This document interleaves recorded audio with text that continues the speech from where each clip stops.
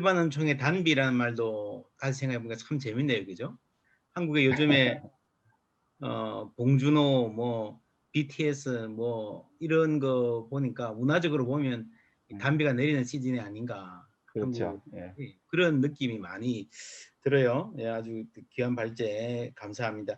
이 책 하나님의 공동선하고 함께 말씀하신 첫 책이 칼빈의 공동선이죠, 그죠? 이거보다 조금 더 네. 이론적이고 칼빈 중심으로. 칼빈 이 박사과정하면서 노다지를 발견하는 것은 굉장히 큰 은혜인데, 그죠? 뭐 네. 논문 쓸 게 없어서 억지로 짜맞춰서 뭐 쓰다가 말다가 뭐 이게 될까 하는 것도 있는데 발견해가지고 쭉 그렇게 가게 된 것은 정말 하나님의 큰 은혜 받은 아주 귀한 고백들인 것 같고, 하나님 또 특별히 제가 이 책을 보면서는요, 우리 그 소목사님이 아주 비유의 천재예요. 비유의 천재. 얼마나 적절하고 제 뭐 양말 짜는 이야기하면 뭐 얼마나 적절하고 재밌는 비유를 많이 하시는지, 이렇게 커뮤니케이션에 글 쓰는 거나 설교에 관심이 많은 분들은 탐독하시면 우리 소 목사님이 비유를 끄집어내고 적용하는 거에 대해서 또 굉장히 많이 배울 수 있다는 생각이 들고, 신학을 하시면서 특별히 칼빈을 하셨기 때문에 구조적인 토양의 한국 교회에서 같이 커뮤니케이션 할 수 있는 목회적인 그런 소통이 일어날 수 있는 가능성이 많아서 또 굉장히 좋은 연구라고 생각됩니다. 우리 두 분 발제 잘 들었는데요. 우리 먼저 두 분 서로 조금 뭐 질문이나 감상평을 조금 해주시는 게 좀 좋을 것 같아요. 어느 분이 먼저 해주시겠습니까? 예. 뭐 사실 소목사님 주로 말씀하신 내용이 아무래도 천 판사님 내용에 많이 기반해서 하신 거니까 조금 뭐 질문이든 평이든 좀 해주시면 좋겠습니다. 대화를 조금 이어나가시면 좋겠습니다. 제가 질문한 건가요? 예, 소목사님 질문 아, 부탁드립니다. 네네. 예. 저는 우리 천판사님 책에서 굉장히 좀 많이 인상 깊었고, 또 사실은 이제 천판사님한테 제가 조금 개인적으로 매력도 느껴서 유튜브에 올라온 이런 그런 대담 같은 거 있잖아요. 이게 초대석 그래서 윤유선 씨하고 이렇게 표인봉 씨하고 이렇게 출연하신 것도 좀 내용도 보고 해서 좀 궁금한 게 좀 몇 가지 있었는데, 한 가지가 시정적 정의와 이제 분배적 정의에 대한 말씀을 하시지 않습니까? 그래서 시정적 정의는 이제 잘못된 거 고치고 바로잡는 거고, 코렉션 하는 거겠죠. 이제 우리 칼빈의 컨시스토리 제네바 공회의회에 따르면 이제 일종의 교정 정책, 이렇게 에디피케이션 한 그런 느낌인데, 그것도 뭐 필요하지만 분배적 정의가 훨씬 더 중요하다. 그게 빠지면은 이제 곤란하다 하는데, 사실 분배적 정의는 소위 법원과 법원 근처에서는 이루어지기가 어렵지 않겠습니까? 그래서 근데 또 오히려 요즘 교회는 보면 분배적 정의, 어떻게 보면 어려움을 당한 사람들을 재활하고 좀 도와줘야 돼. 분배적 정의에 신경을 써야 될 목회자들과 교회가 좀 시정적 정의에 너무 이렇게 목소리를 올린다는 느낌을 또 받습니다. 그래서 우리 천판사님께 분배적 정의와 시정적 정의를 좀 더 자세하게 좀 설명해 주시고, 그걸 가지고 이제 우리 교인들, 특히 교회 목사님들이 어떠한 일들이 좀 필요할지 그런 걸 좀 해주시면 아마 선의 있는 정의에 좀 저희들이 기여점이 좀 생길 것 같아서 여쭤봅니다. 네. 예, 제가 잠시 보태면 천파사님 책에서 말씀하신 응보와 회복, 응보와 회복이라고 하는 그 개념도 조금 연결될 것 같아요, 그죠? 벌 주고 상 주고 하는 것뿐만이 아니라 좀 회복적 정의를 지향해야 한다는 것과 함께 조금 뭐 교회나 우리 일상의 사고 연결해 조금 말씀해 주시면 감사하겠습니다. 예, 시정적 정의, 분배적 정의는 아리스토텔레스가 기본적으로 분류한 책입니다. 이 책에만 가지고는 우리가 쉽게 정의의 문제를 다루기가 어렵고요. 제가 이제 이 부분을 연구하게 된 결정적인 원인이 송 목사님 말씀하신 것처럼 교회가 분배적 정의를 너무 무관심한 것 같아서 제가 책을 쓰게 된 겁니다. 예를 들어서 이런 경우가 있습니다. 어머니가 일을 했습니다. 근로를 하셔가지고 월급을 받아왔어요. 그 이제 월급을 받는 것이 기본적으로 배분입니다. 배분. 예, 자기 몫을 받는 것, 이게 배분적 정의고요. 그러면 그 배분적 정의는 자기가 받은 돈은 자기가 배타적으로 쓸 수 있어야 됩니다. 이게 향유적 정의입니다. 향유.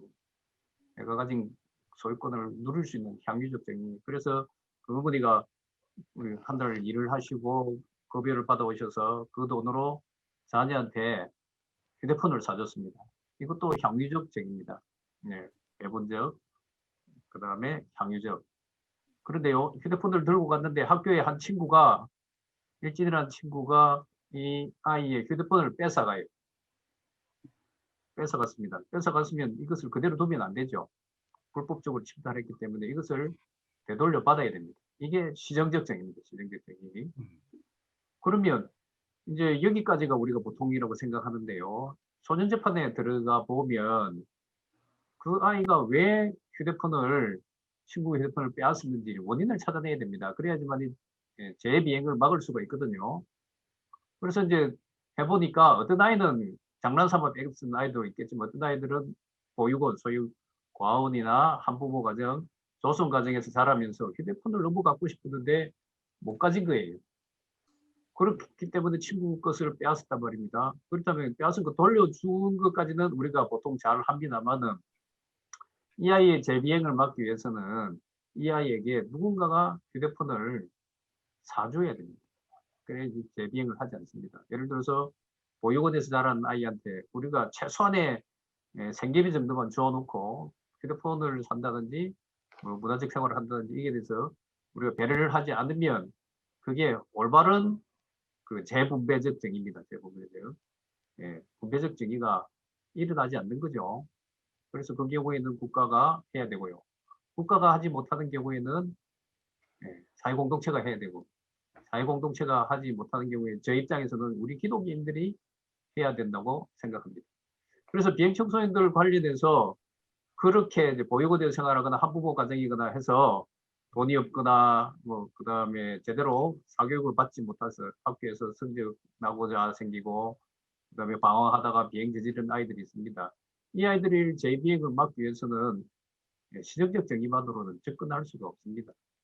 시정적 정의만은 접근할 수 없고 그 아이에 대해서는 분배적 정의를 실현해야 됩니다. 그런데 국가가 하지 않고 있었습니다. 그래서 저는 이런 아이들의 인성과 그 다음에 그 재능 함량을 위해서 대안가정을 만들었고요. 그 대안가정을 법이 통과되기에 법적 제도로 만들었고 국가 예산까지 받게 만들었습니다. 이게 이제 분배, 그 다음에 향유, 시정, 재분배 이 네 가지 과정을 우리가 자꾸 이제 주지시켜야 되는데 제가 이 아이들을 위해서 국가 예산이 나오기 전에 교회에 가서 이 아이들을 처우 개선을 위해서 지금 현재 목사님이나 권사님이나 장로님 부부가 대안가정을 어렵게 운영하고 있으니까 좀 도와달라고 했을 때 너무 이 비행청소년이라는 이 꼬리표만 보고 혐오감을 가지지 안 도와주시려고 하더라고요. 국가도 버리고 사회도 버리는데 그렇다면 내 이웃을 살아가라는 병자와 옥에 갇힌 자, 옥에 갇힌 자 아닙니까? 그죠? 고아와 가부와 병자와 옥에 갇힌 자. 옥에 갇힌 자, 이 아이들이 예수님께서는 나에 대한 한 것이라고 했는데 안 하니까 제가 어쩔 수 없이 이 부분을 이제 강조하기 위해서 배분적 정의를 해 나간 겁니다. 그런 상황에서 교회의 그 정의는 어디까지냐면 이 비행의 개념을 넘어가 버리면 교회가 담이 막혀 있어요. 정상적으로 열심히 살아가는 아이들에 대해서는 우리가 배분적 정의를 합니다만은 여기 있는 아이들까지는 이 막혀 있습니다. 이런 것들이 교회의 실질적으로 해야 될 모습에서 벗어나 있고요.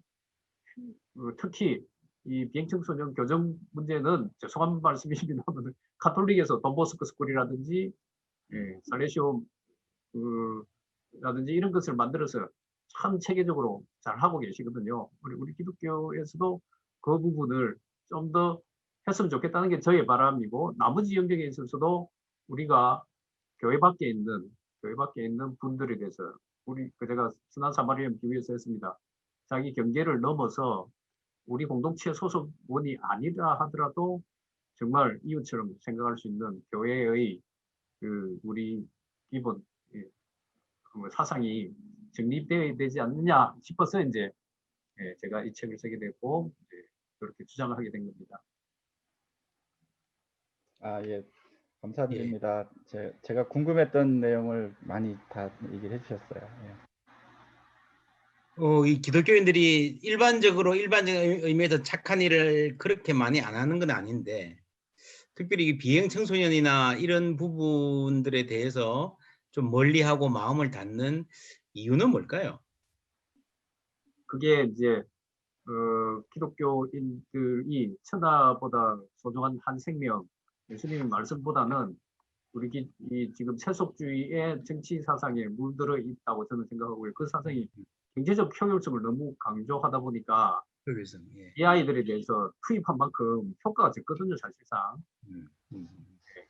보통 아이들은 자금 주고 열심히 도와주면 팍팍 성장하는 게 보이는데 이 아이들은 그렇지 못하니까 교회에서 조금 접근해 보다가 쉽게 포기하는 경우가 많은데요.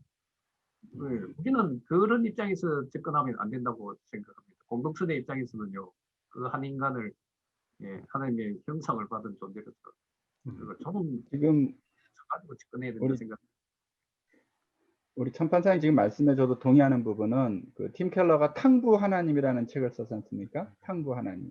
우리 모두 이제 누가복음 거기 탕자라고 많이 하는데 사실은 그 아버지가 굉장히 프로디갈가, 아버지가 방탕하다는 거죠. 세상 사람들 보기에는. 또 형님 입장에서는 뭐 아끼지 않고 다 이렇게 낭비하지 않습니까? 그러니까 이제 회복시키고 그렇게 하려고 오랜 시간 걸쳐서 낭비한 게 너무 많다는 거죠. 근데 우리 천판사님 얘기하신 부분이 그 칼빈이 얘기한 그 우리 프로테스탄트 공동선, 기독교 공동선의 가장 첫 장이 돼야 될 게 사실은 아까 제가 1번이 하나님이라고 했지만 우리 입장에서 보면 이제 하나님의 형상이라는 거죠. 그러니까 모든 사람들은 악인이건 선인이건 또 인격이 훌륭하건 비열하건 관계없이 모든 사람들은 하나님의 형상이다. 그러니까 그 안에 똑같은 하나님 형상이 다 들어가 있다는 겁니다. 그게 무슨 어떤 사람은 하나님 형상을 뭐 많이 갖고 태어나고 적게 갖고 이게 아니라 다 똑같이 하나님 형상을 갖고 태어났는데 그 부분에 대한 우리 어떤 예배나 교육이나 우리 신앙 공동체에서 그 부분을 강조하고 그 부분을 우리가 훈련하는 게 굉장히 약한 것 같아요. 그리고 아까 참판사님 말씀하신 것처럼 뭐 조금 도와주고 뭐 좀 하고 나면 꼭 그 어떤 결과가 빨리 나오길 바라고 뭐 이렇게 좀 어떻게 보면 이제 공치사 같은 것도 있는 거죠. 그래서 우리가 어떻게 보면 기독교적인 전문성이 좀 떨어진다 이런 생각을 하게 됩니다. 그래서 이제 시민사회의 전문성보다도 우린 제자도의 전문성인데, 제자도의 영성인데, 그 제자도 영성이라는 것은 일단은 그 기프트 기빙 라이프 아니겠습니까? 끝없이 주는 거죠. 일단은 계속 주고만 있으면 그 주는 건 우리의 역할이고 베푸는 건 저희들의 역할이고, 베품을 받는 사람을 직접 만지시면서 역사하시는 분은 성령님이시거든요. 그리고 그게 뭐 10년, 20년, 50년 우리가 뭐 보고 경험하든 안 보고 그 결과를 몰랐든 상관이 없다고 저는 생각합니다. 제가 천판사님 그 대담 보면서 굉장히 그 재미있었고 또 감동적인 부분 중에 하나가 천판사님 도움을 그 회복센터에서 받은 청소년들이 나중에 그 당시에는 잘 회복이 안 되다가 한 5년, 10년 지나면 이제 회복된 아이들이 다 성인이 돼가지고 나가서 잘 산다는 거예요. 잘 살고 어떤 그 좀 말썽 피우던 애가 이제 그 여자인데 나중에 이제 시집 간다고 연락이 왔는데 천판사님이 이제 결혼식에 가고 싶어 하는데 이제 오지 말라고, 오면은 우리 시집에서 내가 비행 청소년인 거 알지 않겠냐고 천판사님 그 저기 도움 받았다 그러면, 그래서 못 가신다는 거예요. 가고 싶어도 못 가고 또 안 가시는 게 사랑이고. 그러니까 그렇게 많이 베푸셨는데 돌아온 거는 그냥 잘 살아주면 고마운 거죠. 그러니까 그게 어떻게 보면 최고의 사랑이라고 저는 생각하고, 이게 어떻게 보면 이제 공동선의 아주 중요한 그런 모델이 아닌가 생각해서 사실 그 굉장히 감동을 좀 많이 받았습니다. 그래도 우리 천판사님 그 결혼식에 그때 못 갔을 때 마음은 어땠는지 좀 궁금하긴 하더라고요. 예, 그때도 말씀드렸었는데 비행청소년 사역은 외로운 사역입니다. 제가 10년간 이 아이들의 처우를 개선하는 데 있어서 핵심 이제 과제가 서양에 특히 후진국에도 있는 대한가정 사부편 그룹홈을 만들겠다는 거였습니다. 그 사이에 많은 어려움이 있었는데요. 예, 그래가지고 이제 사부편 그룹홈을 만들려고 이제 하면서 뭔가를 이제 알려야 됩니다. 이 아이들의 처우를 알리고 그다음에 이 아이들이 변화된 모습을 알려서 세상에 좋은 결과가 있구나를 알려야 되는데 이 아이들이 얼굴을 노출하는 순간 이 악플이 달리기 시작하고요. 이 아이 인생이 어떻게 변할지를 모릅니다. 어느 사례에서 보면 아이들이 정말 자기 얼굴 내놓고 이승철 씨와 함께 합창단원으로서 열심히 노력했습니다. 김천 소년교수 아이들이었는데요. 그 아이들이 회에 나가 상까지 받아왔습니다. 얼굴을 드러내놓고 이제 방송에 나갔습니다. 그 밑에 댓글들이 이 아이들에게 큰 상처를 입혀버렸습니다. 그래서 저는 거기서 뭐 기독교인지 아닌지는 모르겠지만 적어도 우리는 그래서는 안 된다고 생각하고 있고요. 그러다 보니 제가 언론에 나가지 않을 수가 없는 겁니다. 그래서 사람들이 저보고 어떤 때는 참 오해를 많이 했습니다. 미쳤다고. 왜 그래 언론과 방송에 많이 나가느냐. 저로서는 그런 그 의문에 대해서 항변할 시간이 없고 기회가 없었던 겁니다.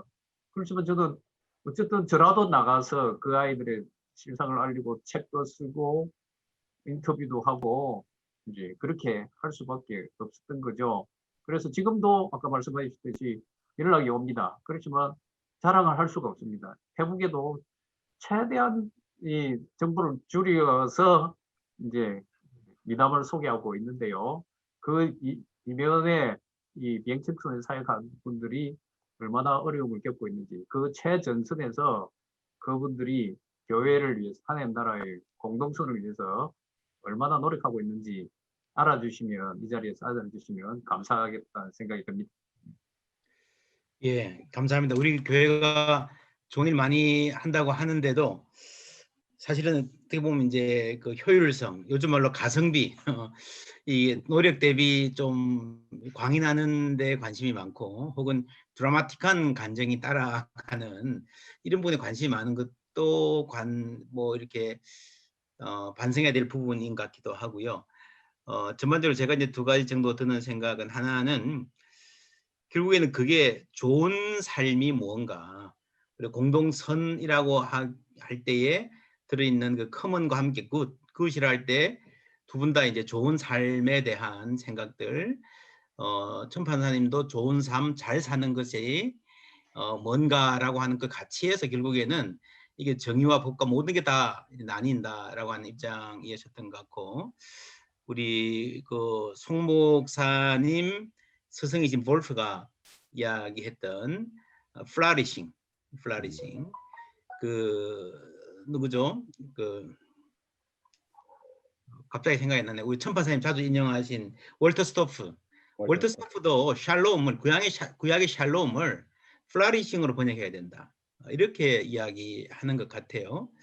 그래서 이제 우리가 어떻게 보면 프로스페리티라고 하는 번영신학에 대해서 너무 이렇게 반대하다 보니까 약간의 이렇게 뭐 비물질적, 금욕적 이런 쪽으로 신앙이 많이 가면서 좀 탈육체화하는 그런 건데 이게 프로스페리티는 아니지만 인간이 정말 잘 살 수 있는 길을 찾아야 되는데 이 잘 사는 것이 뭔가에 대한 기독교인들의 신학이 문제인지 그냥 사회에 끌려가는 우리의 관성과 탐욕이 문제인지는 뭐 둘 다인지 모르겠습니다만은 그래서 이 잘 사는 거에 대해서 교회가 좀 잘 정립을 해야 되지 않을까 모아가는데 얼마나 그런 부분들이 어떻게 할 수 있을까 하는 고민 하나 들고요. 천파선사님 책에서도 아주 중요했던 게 결국에는 이게 민주적인 공동체 사회라고 하는 게 법을 만들어 놓고 법만 잘 집행한다고 되는 게 아니라 사람이 바뀌어야 된다는 거죠. 외면적 선이 아니라 내면적 선, 아레테라 그러든지 뭐 기독교적 벌초라 그러든지 그게 거기까지 가야 되는데 그렇다면 좋은 삶이 뭔가에 대한 목적 그 합의와 어떻게 하면 우리가 그런 어떤 덕을 함양하는 교회가 될 거냐. 그죠? 우리 교회 사실은 많이 하거든요. 예배 드리면서 착하게 살자 그러고 제자 훈련이라 그래서 이제 어떤 사람이 돼야 그리스도의 제자가 돼야 된다 그래서 제자 훈련을 많이 하는데 우리가 흔히 생각하는 이 제자 훈련이나 막 양육받고 하는 이거하고 우리가 지금 이 두 분 책에서 말하는 잘 사는 삶, 내적인 선, 내면의 선을 갖춘 민주 시민이면서 하나님 나라의 시민이 되는 그런 과정들을 결국에 이제 간단하게 말하면 이제 저는 목사로서 보면은 천종호 장로님 같은 평신도가 많아지면 그러니까 교회가 교회 버짓을 갖고 뭐 얼마만큼 많이 한다 이것도 중요하지만 결국에는 목회라고 하는 게 그런 어떤 선한 의지와 방향을 가진 사람을 만들어서 그 사람들이 자기 삶의 각 분야에 사회 각 분야에서 정말 샬롬, 플라리싱한 사회를 만들어가는 그런 역할을 해야 되지 않을까. 그렇게 하기 위해서 우리 교회 예배나 교육, 뭐 제자 훈련이라 그러든지 이런 것들이 얼마만큼 그런데 기여할 수 있을까 하고 있는가 이런 고민이 좀 돼요. 이런 얘기들 조금 생각 좀 나눠주시면 좋겠습니다. 네. 네. 제가 잠깐 먼저 말씀드리고 예. 그 우리 지금 박용호 목사님께서 말씀하신 그 볼프의 플러리싱 이제 우리 말로는 이제 인간의 번영이라고 이렇게 이제 번역을 했는데 번영이라는 것이 프로스페러티 하고 이제 플러리싱 두 가지가 있다고 구별하는데 그냥 우리식으로 번역하면 그 프로스페러티는 잘 나가는 삶, 잘 풀리는 삶 이런 뭐 만사형통 이런 게 되겠죠.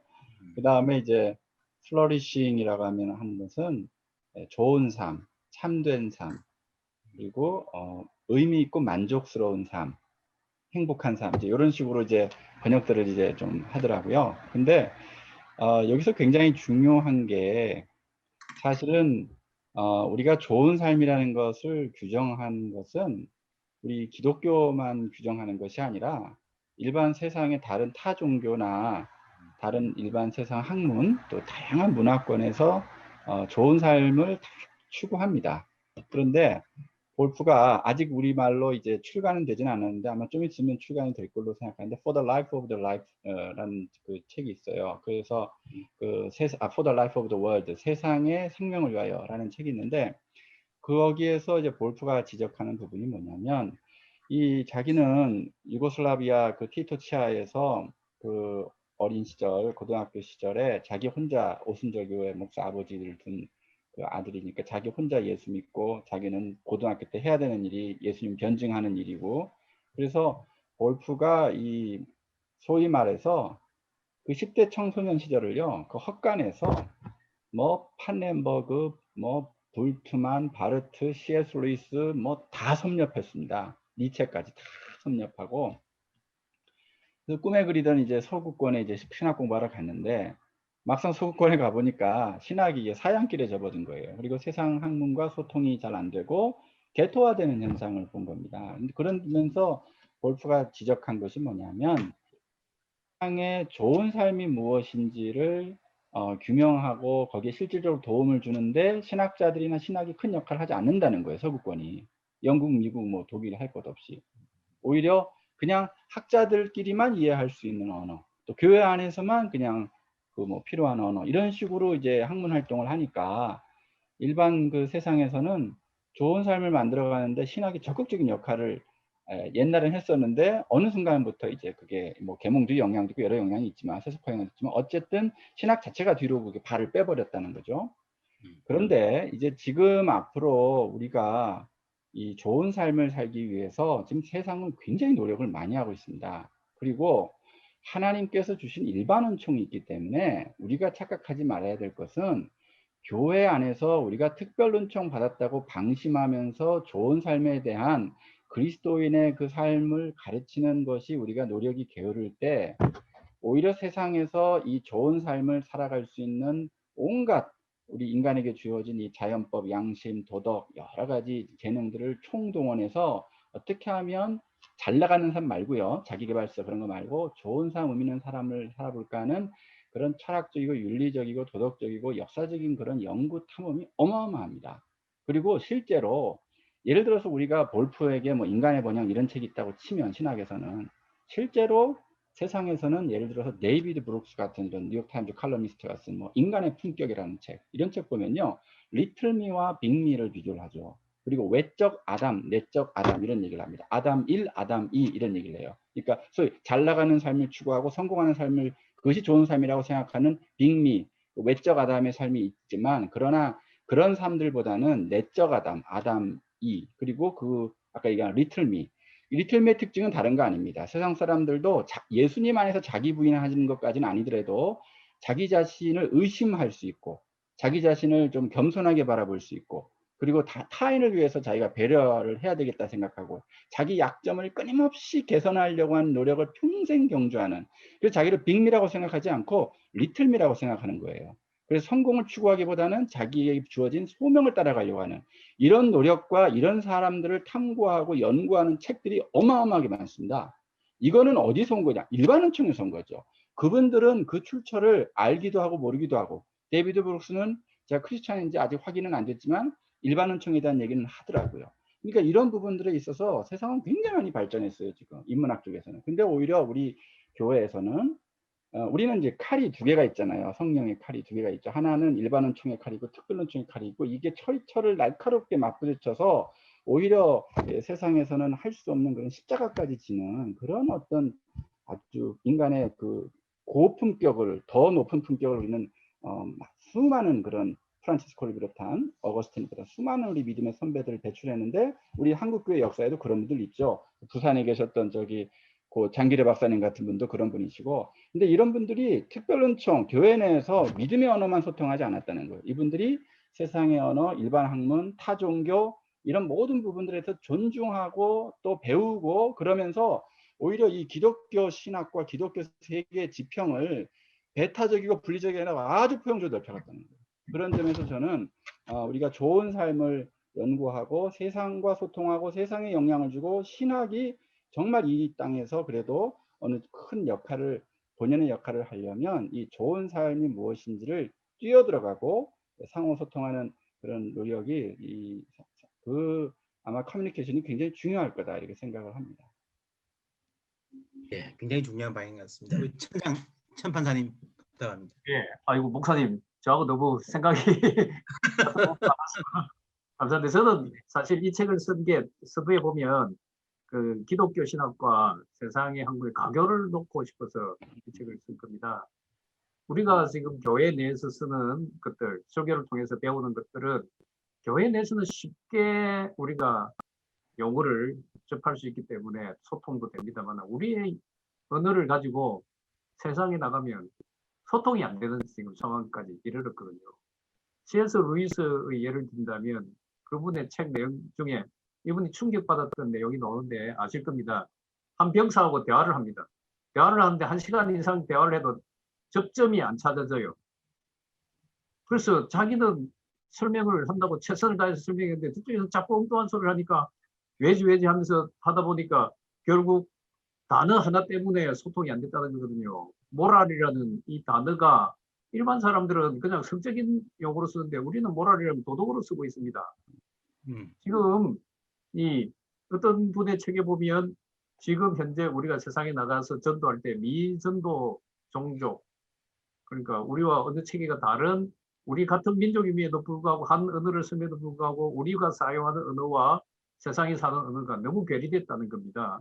그래서 기독교 신학자들께서 그 부분을 좀 노력해 주셔가지고 우리 같은 법학자들이, 제가 이 책을 쓰는 것도 그 때문에 선정이법을 썼는데요. 도대체 이들의 사상을 분석할 도구가 없기 때문에 저라도 뭔가를 만들어서 돌파구를 찾자 해서 이 책이 나왔듯이, 모든 학문 영역에 송 목사님 말씀처럼 일반원청 영역에 우리가 가진 최고의 이 가치들, 이런 사상들을 파고들 수 있도록 젊은 청년들이 이 말을 가지고 접근할 수 있도록, 그들과 쉽게 소통할 수 있도록 번역을 해달라는 겁니다. 제가 바라고 싶은 것은. 그렇지 않으면 교회와 일반 사회는 점점 일반 은총과 특별 은총 영역으로 나뉘어 가지고 나중에 되면 서로 완전히 이 격리된 채 살아가야 될지 모르고, 교회는 점점 사회에서 고립되고 소외되어 가고 있습니다. 세상은 어마어마한 노력을 통해서 자꾸 발전하고 있는데 우리는 우리 속에서만 구불한 개구리처럼 이렇게 하다가는 결국 바깥하고 전도를 할 수가 없고 결국 우리 가족 전도하는 것이 최종의 목표가 될 수밖에 없는 상황이라서 이런 부분에 있어서 우리 신학계 어른들께서 여러분들 스스로는 아마 이 단어를 하나를 쓰면 쉽게 이해될 수 있을 것입니다만 저희들 입장에서는 그것을 다시 일반 사람들이 번역해서 교회에서 쓰는 용어들을 전달하는 책임을 가지고 있는 중간자이기 때문에 그런 쉬운 책을 써주시면 좋겠습니다. 최근에 저희 법원에 분들이 제가 책을 썼다고 하니까 기독교 서적이라니까 아예 접근을 안 하세요. 그래서 어느 분이 저보다 그 연수기수가 높으신 분이 책을 읽으셨어요. 이분은 가톨릭 신자였었는데 책에 감동을 받았다는 겁니다. 우리가 기본적으로 법학에서 놓쳤던 부분을 그 가톨릭 신앙인의 입장에서 이게 연결이 되니까 뭐 부족하지만 저한테 뭐 감동을 받았다 감사하다고 하는데요. 그런 부분에 있어서 우리 어르신들께서 좀 우리 다음 세대가 이 세상에 나가서 살아야 되는데 그걸 감안해서 조금 작업을 좀 해주시면 좋지 않을까. 그래서 제가 이 송 목사님 책 두 권이 저한테는 굉장히 큰 도움이 되었던 책이라고 생각합니다. 아니 근데 제가 이 말씀만 드리면 우리 천정호 판사님 그 선정의법 이 세 개 챕터 있잖아요. 제가 이걸 읽으면서 자꾸 스위스 생각이 나더라고요. 스위스에 가면 이제 그 독일어하고 프랑스하고 이태리어 세 개 언어를 쓰는 지역들이 있는데 이 마치 선정의법은 그렇게 사실 그 각자의 그 쓰는 언어들이 좀 많이 다르거든요. 그 3개 국어 스위스처럼. 그런데 그 마치 그 세 지역에 다 산 다음에 그 세 가지 언어를 좀 소통할 수 있는 법을 누가 좀 개발을 해서 그 사람이 이 세 지역에 있는 사람들한테 설명을 해준다는 어떤 느낌? 쉽게 말하면 선정의법을 다 어느 정도 세 가지 언어를 익혀서 그걸 뭐 바이링구얼도 아니죠. 세 가지 언어를 다 좀 어느 정도 능숙하게 익히셔서는 그 세 가지 영역에 그 나머지 두 가지 언어들을 이렇게 서로 이렇게 삽입시키시면서 그 스며들게 하시면서 그 각 분야 그 선을 연구하시는 분들, 정의를 연구하시는 분들, 법을 연구하는 분들에게 이 시야를 좀 넓혀주는 그런 방식으로 좀 기술되셨다고 저는 느꼈어요. 그래서 아마 우리 천판사님 이 책을 아까 그 카톨릭 그 신앙을 가진 이 법조인들 또 개신교 법조인들뿐만 아니라 이런 어떤 구도자들 그런 법조인들을 해서 법조인들도 상당히 많이 읽으시겠다. 뭐 이런데 전혀 관심 없는 분들도 뭐 계시겠지만 그래도 상당히 기존에 나왔던 어떤 우리 책들보다는 그 가교 역할을 일단 먼저 한번 저는 충분히 해주셨다고 좀 생각을 합니다. 아주 좋았습니다. 그래서 예, 감사합니다. 저도 이제 두 분 말씀 듣고 드는 생각이 기독교가 지적 세계에서 개토화돼서 자기 영역에만 머물고 세상의 학문과 소통하려는 노력을 하지 않는 요 사실하고 한국의 법 쪽에나 법학계가 테크니컬한 법의 영역에만 머물고 세상의 다른 문화, 인문학과 소통이 접점이 좀 얕은 거하고 이게 어떤 면에서는 좀 관련이 있기도 하다. 저도 그건 잘 모르지만 마산 누스바움 같은 사람 시적 정의, 그 poetic justice 이런 걸 굉장히 재미있게 읽었는데요. 그분은 이제 이 판사가 어떤 엄밀한 수학적 객관성이 아니라 이게 삶의 스토리를 이해할 수 있는 인생의 이면의 스토리를 이해할 수 있는 문화적 예술적 감각이 있어야 제대로 판결을 할 수 있다라고 하는 저는 그거 굉장히 충격적으로 읽었거든요. 근데 한국에서는 참 그런 시도를 좀 보기 힘들다. 근데 왜 그럴까?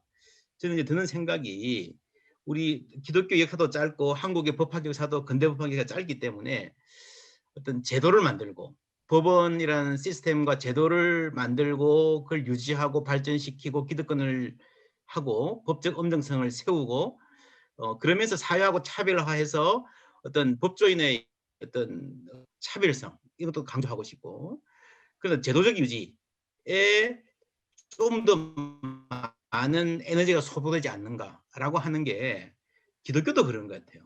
기독교도 교회라는 틀을 만들어 놓고 이 틀을 강화시키고 이게 안 망하게 하고 지금 교회가 정신 차리자는 소리를 많이 해도 결국엔 전부 다 교회의 쇠퇴하는 걸 막아보자 하는 이런 거지 우리 사회 전체의 좋은 삶에 대해서는 큰 관심이 없거든요.